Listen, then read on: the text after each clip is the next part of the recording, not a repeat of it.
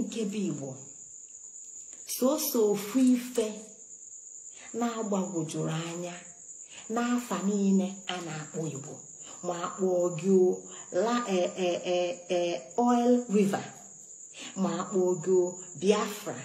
ma akpọọ gị Niger Coast Protectorate ma akpọọ gị Southern Nigeria ma akpọọ gị Nigeria soso ofu ife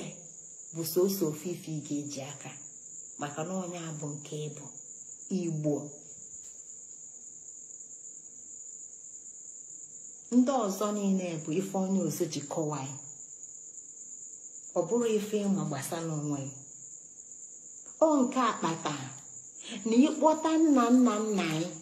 ijee niile kpọta ya n'ụla egwu ya maka Biafra ọ sị na ya mara ndị na-ekwu maka ya ịkpọta nna anyị maọbụ nne in the 4th generation dịka m si na-ekwu na mbụ Ngozi Chukwuka Adaobi Jele Udeze Ọnwa Magbụ Eziamaka Ezuora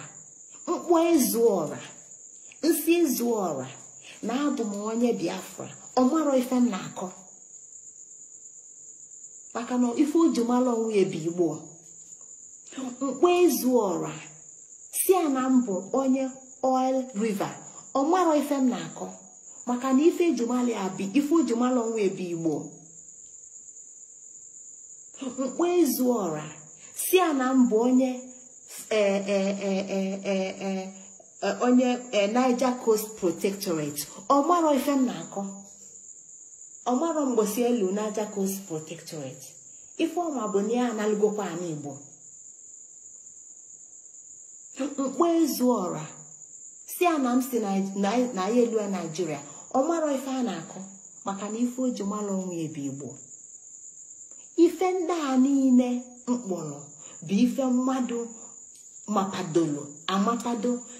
nyapado n'enu arụ onye Igbo mana ofu ife nke kwụ ọtọ n'ife ndị a niile bụ Igbo ka anyị delofu ya na Igbo bụ isi onye Igbo. Igbo bụ isi ndụ onye Igbo. Onye Igbo ga-aghọta onwe ya ọ bụ ịghọta onwe ya